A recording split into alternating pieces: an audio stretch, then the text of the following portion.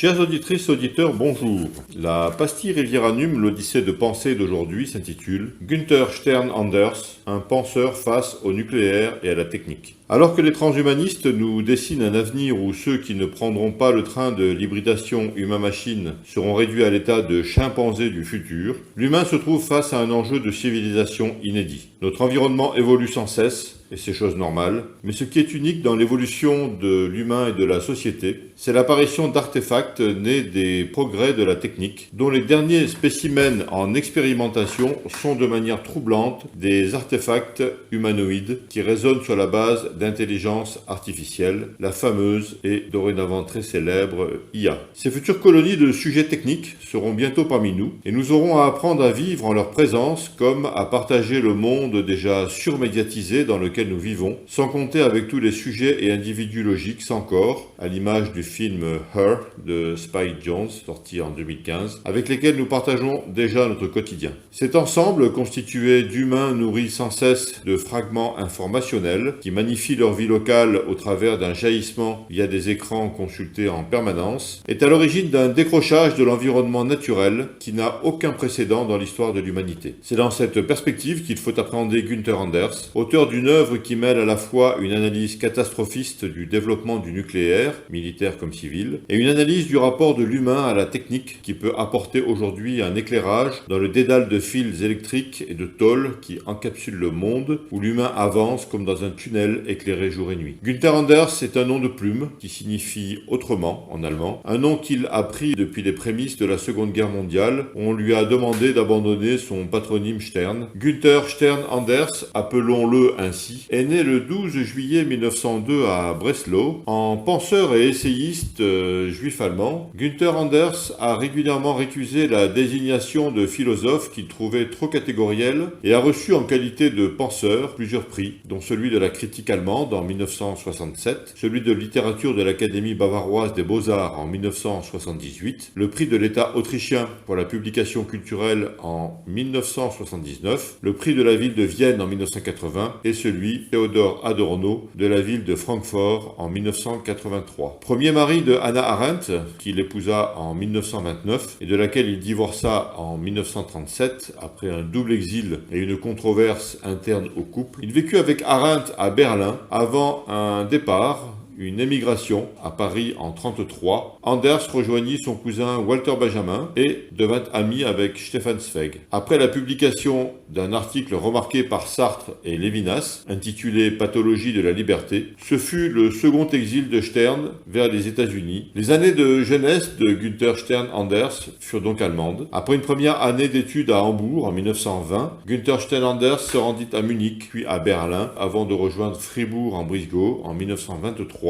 afin d'assister aux cours d'Edmund Husserl et de Martin Heidegger et de réaliser une thèse de doctorat en philosophie sous la direction d'Edmund Husserl. Günther Stern Anders a donc été formé à l'école de la phénoménologie allemande, même s'il tenta plus tard de se démarquer de cette dernière par une problématisation de l'anhistoricité phénoménologique. En 1925, le jeune docteur Stern Anders rejoint Martin Heidegger à Marbourg, où les cours de ce dernier le marquent profondément du point de vue de la percée de la métaphysique, comme de celle de l'ontologie réalisée par Heidegger, dont Günther Stern Anders reconnaîtra être tombé sous le charme démoniaque. Dans sa tentative d'élaborer une autre phénoménologie au travers de l'analyse d'une succession de réactions philosophiques à des événements historiques, tels que la montée du nazisme, les camps d'extermination, la puissance destructrice de l'énergie nucléaire, la guerre du Vietnam et enfin Tchernobyl, ou encore l'obsolescence de l'homme face à la technique, Günther Stern Anders a vagabondé dans des domaines multiples avec l'espoir de rassembler son travail dans un système philosophique réglé par l'histoire, ce qui le rapprocha d'Adorno et de l'école de Francfort, où il tenta son habilitation au début des années 30 avec un travail de phénoménologie de la musique et une conférence sur l'extranéité de l'homme au monde qui ne plurent finalement pas à un Adorno qui, je cite, a cru y sentir des relents existentiaux fribourgeois, sous-entendu heideggeriens. Après cet échec, Günther Stern Anders, considéré par l'école de Francfort comme un, je cite, porteur de bacilles de la forêt noire, tenta une mise au clair avec Heidegger,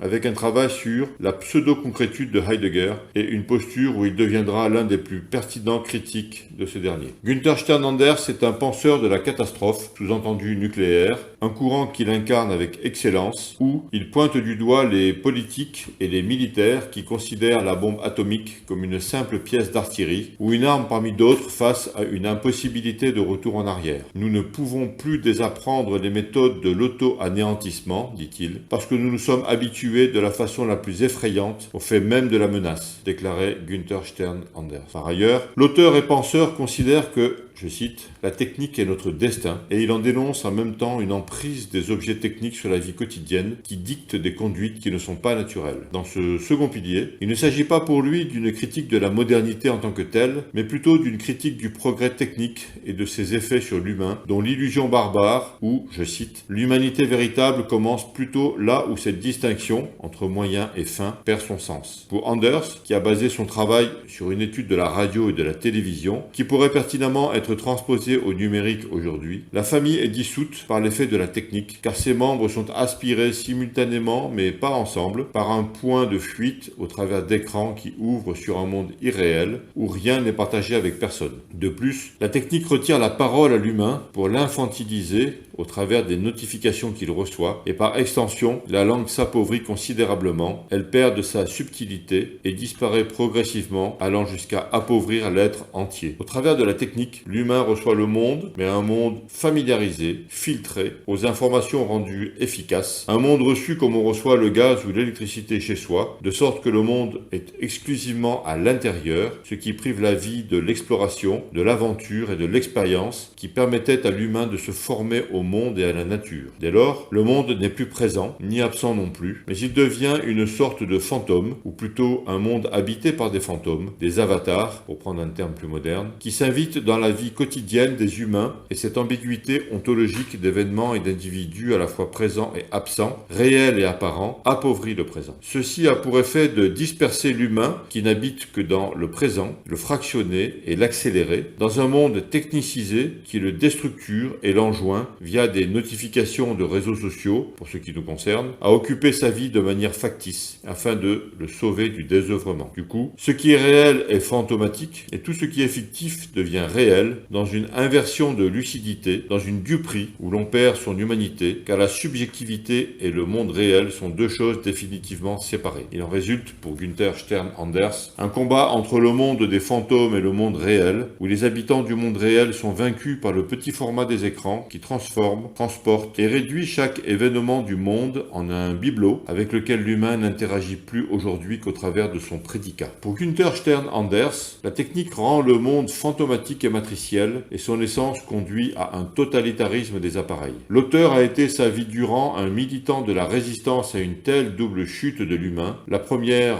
matérialisée par le développement de l'arme atomique et la seconde par l'avènement cruel pour l'espèce de la technique. Ses ouvrages tels que L'obsolescence de l'homme, publié en 1956, Si je suis désespéré, que voulez-vous que j'y fasse? Nous, fils d'Eichmann, Le temps de la fin, Hiroshima et partout, Les morts, Discours sur les 3 guerres mondiales, La menace nucléaire, 10 thèses pour Tchernobyl, et enfin La haine à l'état d'antiquité, entre autres conférences et rédaction d'articles, constituent une véritable œuvre appuyée sur ces deux piliers. Günther Stern Anders est mort à l'âge de 90 ans, le 17 décembre 1992 à Vienne, en Autriche, dans cette Mitteleuropa où il était retourné et où il a mis la touche finale à un parcours intellectuel et personnel pour le moins chaotique, durant lesquels il a perdu nombre de ses amis et parfois contradicteurs, dont Hannah Arendt, décédée 17 ans plus tôt, le 4 décembre 1975 à New York, en mémoire de laquelle Günther Stern Anders a écrit La bataille des cerises, dialogue avec Hannah Arendt, un livre paru en France en 2013 et que je vous recommande vivement. Chères auditrices et auditeurs, je vous dis à bientôt pour une nouvelle pastille Riviera-Num, l'Odyssée de pensée, et surtout, dans l'intervalle, n'oubliez pas de rester libre et portez-vous bien.